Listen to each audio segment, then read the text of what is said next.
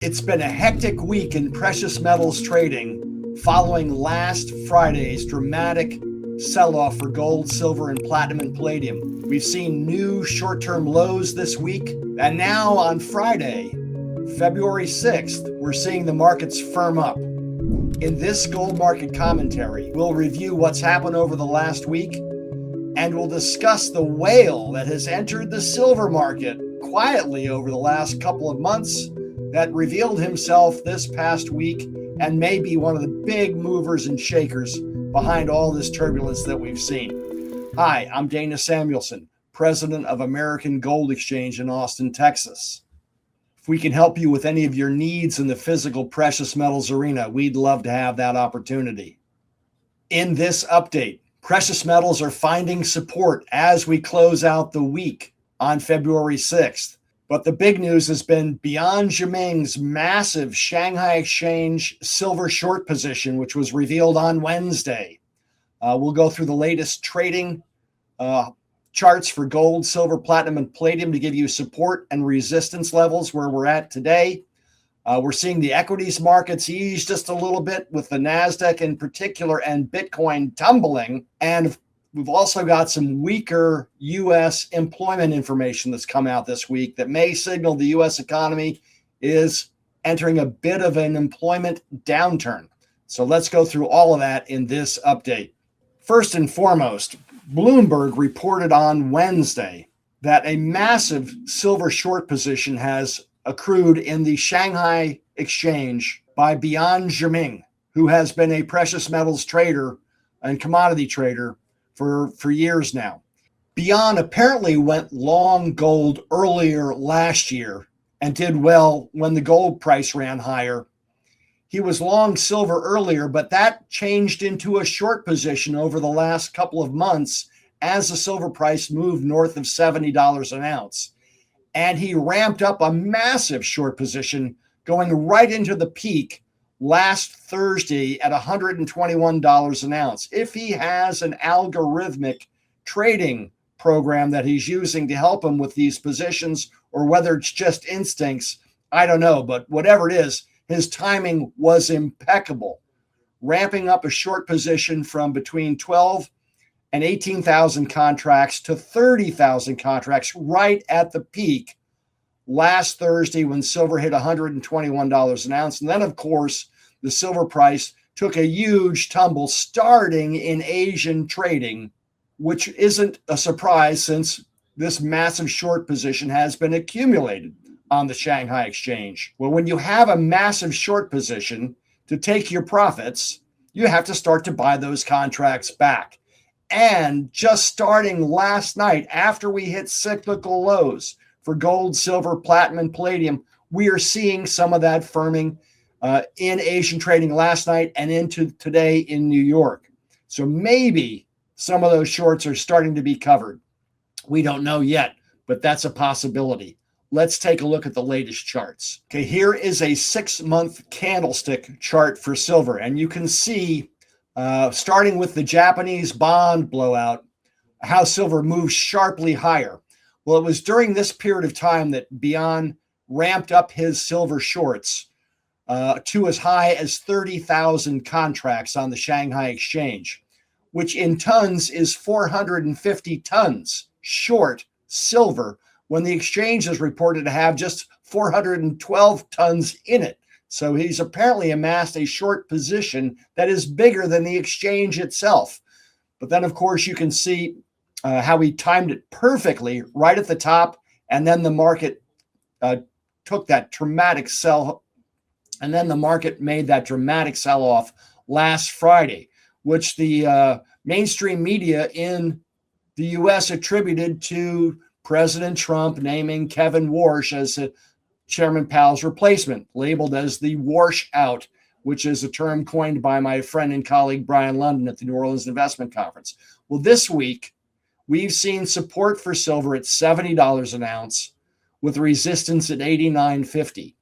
But we saw that support crack late in the afternoon trading yesterday, Thursday, February 5th, going into the Asian Open with silver bottoming at 64.26. It's been bought back up today as we speak. So let's take a look at the COMEX contract for silver to put all this in a bit more context for you. Okay, this is the silver futures contract on the COMEX exchange going all the way back to last June. I want to go that far back to put the bigger run that we've seen into perspective. So let's tighten this up. These are 4-hour bars. So this is really where the critical support levels for silver are. Going back to December, we were at $50 support here. Then we moved into early mid-December. We got up to a support at $60 an ounce. The market moved higher. Still, we got support at $70 an ounce. So these are the three critical support levels now. We moved higher. We had resistance at 83, which was broken. We moved higher. That's when the Japanese bond blowout occurred. And then we saw this big ramping up over the last couple of weeks and now the sell-off. Let's tighten this down to 10 days, 30-minute bars. You can see this is the period of time where Bian Ximing ramped up his silver short, with it accruing to the top right here at the peak. We had a crack last Thursday in the New York market with a equity sell-off. We moved into Friday, and then the big sell-off started in Asia, which is unusual because most of the buying has driven the market higher in Asian trading, with a tug of war over the past week between buying in Asia and then selling in New York. And this Thursday was a classic example. Buying in Asia, selling in New York. Buying in Asia, selling in New York. This was actually buying in New York, turning into selling in Asia. Selling in London, and then a vicious sell-off in New York, which went into Monday. Let's drill down on this a little bit so we can see what actually happened this week. Silver tumbled last Friday and into Sunday.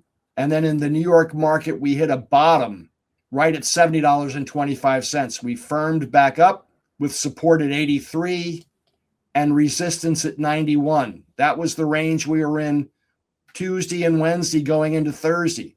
Then we cracked lower early Thursday in Asian trading, back down to test 70 again, leaking last night just at the New York electronic session closed. And then early in the Asian session, which would have been about 7 o'clock last night, Central Time, we had the market bottom at 63.90, but then it got bid right back up to $70 very quickly. This may be where Bian Ximing has started to cover his short position. Now we've got support back at 70 holding so far today. And right now we've got silver trading as high as about 77.50, 77, actually $78 at a peak here as we continue trading in the New York session today. So silver is firming up. So it's been a pretty wild ride for silver over the last week, with major support at 70 and then real big support at 64. And so far we're seeing the market being bid up from both of those levels. With this massive short position apparently still out there, we don't know, we could see some real choppiness going into next week, both to the low side and to the high side. It's really hard to say. But when you have a short position that's as large as Bian Ximing's is, we could get the short covering rally of all time, which could create a hard pop for silver at some point in time. If I had that short position, I would want to exit it cautiously over a period of time. But if the market starts to go against him, we could see the mother of all short covering rallies. That's very possible, which could put the $90 top that we're seeing in the market right now in play very quickly. It's not unusual also to see a week like we've seen where the markets have been weak and then skidded into lows Thursday going into Friday, for them to shore up on Friday as well as traders cover their shorts going into the weekend. Because as anyone has seen over these markets for months, anything can happen over the weekend. And what else is happening? We've told our American citizens to get out of Iran and get out of the Middle East. We've issued a warning. So there may be a prelude to military action coming. We're also seeing equities markets, which have been weak this week, firming up a bit.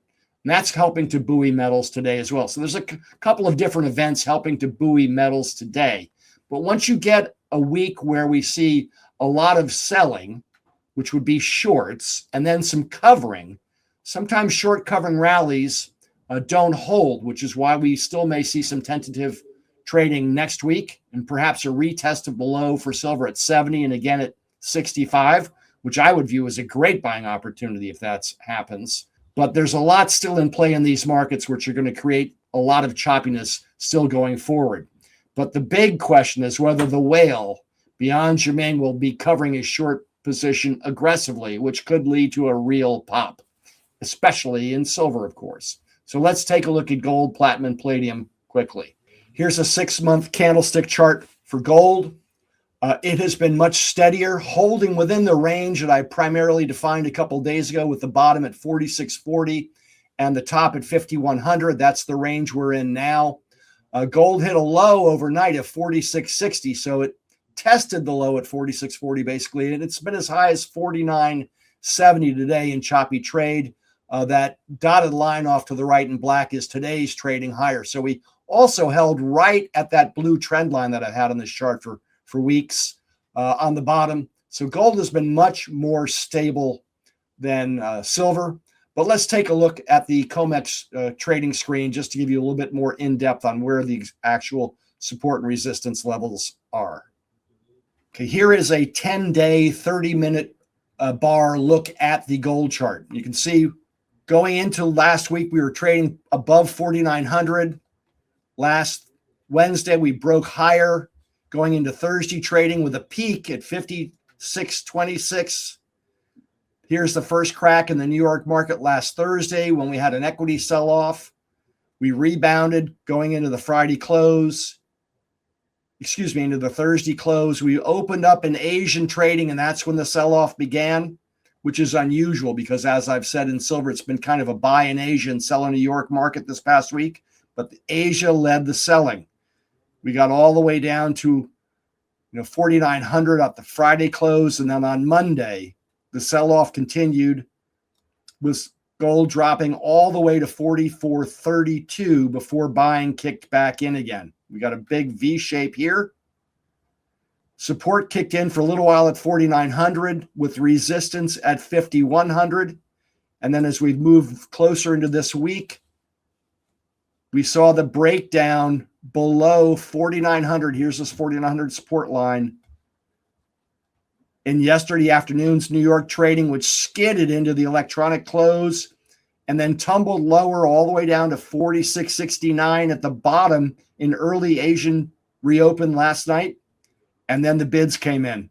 And now they've taken gold back over 4,900 to as high as 49.90 right now on the COMEX exchange with a bottom of about 46.60. So a big range, but we're holding support at 4,900 again now. Which is good. But again, this is a kind of a short covering rally that we're in, and these can fade as once the rallies are covered, and I wouldn't want to be exposed going into a weekend, especially with potential military action in Iran on the table. And that's classic trading pattern for a week like we've seen, with a Friday firming up after we've had a weak trading week. Very typical. Let's look at the gold to silver ratio chart. All right, we've had some big moves in the gold to silver ratio chart because of all these gyrations. The ratio fell to as low as 46.20 when silver peaked at $121 an ounce and gold was about 5,600. But now with silver coming down so much more dramatically than gold, based on 49.40 a little earlier today and 76.50 silver, the ratio today right now is about 64.5 to 1. So we've seen this move back up to what I would call the equilibrium point. Silver, of course, could play catch up and pop $10 without gold doing much, and that would bring this ratio back down. But we're back to what I would call the equilibrium for gold and silver, right around 62.5 to 1 at 64.5 to 1 right now. Moving on to platinum. Here's a 6-month candlestick chart for platinum. We had that nice uptrend in place. And then, of course, the rally broke. I have had support defined at 1980 with resistance at 23 and a quarter. Again, like gold and silver, we broke that support late in New York trading yesterday, bottomed in early Asian trading last night at 1830, but now we've seen a bid come into the market as the shorts have covered, driving the platinum price back up to about 21 and a quarter. Let's take a look at the COMEX screen to give you a little bit more in-depth look at the true support and resistance levels. This is a 10-day look at the COMEX futures contract for platinum, showing the peak at 29 and a quarter last Monday. So almost 2 weeks ago now, going into Thursday sell-off and then the big sell-offs that started in Asia last Friday. And now moving into Monday of this week, we had a low here at 1879, a rebound over 2121 with the market trading between 2120 and 2320 Tuesday and Wednesday. Again, Thursday, we broke down in Asia again, back into the lower level under 2120. We set a new low early this morning at 1806 in Asian trading, and now we've seen a firming up. So again, Asia led the market lower last week, and Asia is leading the market higher into today's New York close. So we had value shoppers come in twice under 1850 or around 1850 and have bought the market back up to 2100 right now in New York trading. So we see support at 19 and a quarter here. First level of resistance, 2120, and then the second level of resistance just under 2300. So this is the range that platinum should trade in, about 19 and a quarter to 23 to 2275, 2285 in the short term. Anything under 1900, I think, is going to look like a good buy to any platinum buyer. With regard to palladium, we've got a similar trading pattern, a run higher and then a sharp break lower.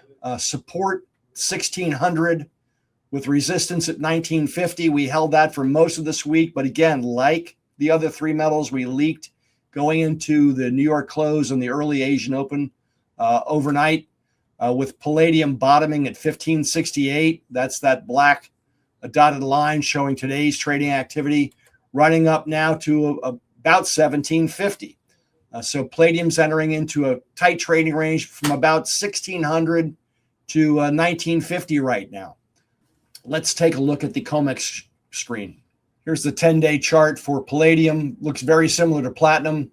Monday's peak at 2195, sideways going into Thursday's sell-off in New York, a little bit of a rebound, then that big sell-off in Asia, which took us to a low on Monday of 1529 before bidding came in. Took the market back over 1650 for most of the week, with resistance at 1855 here.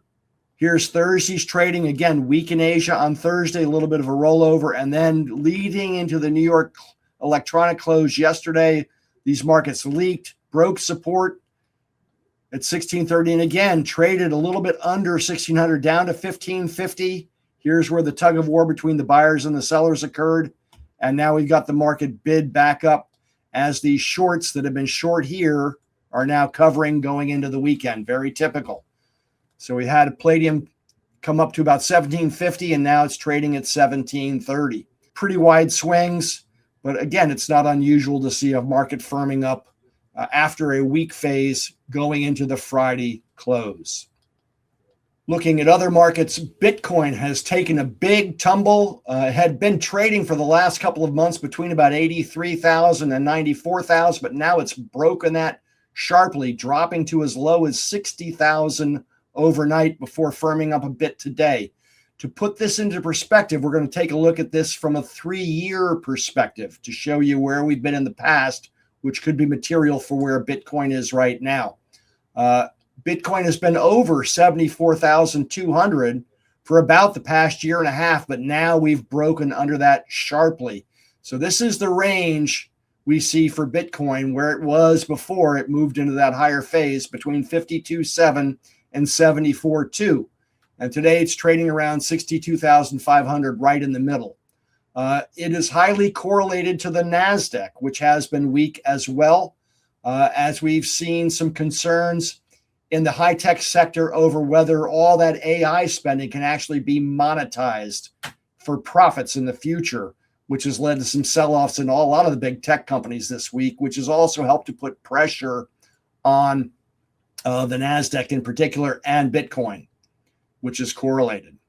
And that brings us to what's happening with the U.S. employment sector, which is showing some real signs of weakness all of a sudden. It's been kind of anemic for the past couple of months, but now we're seeing a weaker phase develop. According to Challenger and Gray, which measures layoffs, 108,000 layoffs were announced in January, the highest since 2009. On top of that, companies announced just 5,300 new hires, according to Challenger and Gray, again in January, the lowest since 2009. But more importantly, and one of the main leading indicators for employment are job openings, which have plummeted sharply since last October, down 900,000, according to Challenger and Gray. Job openings, or the loss of job openings, the diminishment of them, is a leading indicator. This typically leads more layoffs. So when we see job openings decline sharply, that is a leading indicator that the employment sector for business is weakening. And that's confirmed by this jobs opening per unemployed worker chart, which peaked a couple of years ago at 2 to 1. And now it's down to less than one job for every unemployed worker out there. And this is a sign that the labor market may be weakening materially. And if that happens, we could go into a bit of a equities sell-off, which we're already seeing some tentative signs of. And when we see that kind of a situation materialize, we see equity values fall because the stock markets look forward, and we typically get sell-offs in precious metals and sympathy. I call it throwing the baby out with the bathwater, like we got a week ago Thursday before the big sell-off occurred for precious metals. So we could see that affect metals to the downside tentatively over the next couple of months. But if we do get a material weakness in the employment sector, well, that'll force the Fed to cut rates lower, which will, of course, put a tailwind behind metals. So we're going to get some real choppy metals trading over the next month or two for a whole host of reasons. The correction that we've gone through, that Bian Ximing's gigantic short position could be covered. We've got potential military conflict in Iran, which, who knows how that's going to shake out. And now we've got some tentative weakness in the U.S. employment sector, which could lead the Fed to really go into sharper rate cuts than we're expecting. So there's a lot of moving parts happening right now in the markets that could move the metals. So expect further turbulence and perhaps retests of the bottom. For gold, a little under 4,500. For silver so far, $65, $64. For platinum, 18 and a quarter, and for palladium, about 15.60. If you're interested in physical precious metals, we have a getting started guide you can access through the QR code, which lists the most widely traded, competitively priced, and most importantly for you, easily sellable precious metals products when you want to liquidate. Here's what our website looks like with live, transparent online pricing of those very same items. Here are our social media handles where you can follow us on social media between these updates, where I often post updated charts between updates. And of course, our YouTube channel. Thank you for watching. Please subscribe if you like what we're doing. We'd love to have you as a subscriber. And here is our contact information. So thank you again for all the loyalty and trust that you've placed in us in the last 28 years. Without clients, we wouldn't have a business. And we remember that every single day. I'd like to give a shout out to Mr. H, who sent me a lovely email yesterday saying how much he appreciated us. And thank you for that. And I hope you all have a great trading week out there. It's going to be interesting how these markets continue to unfold over the next couple of weeks. So thanks again, and good luck out there.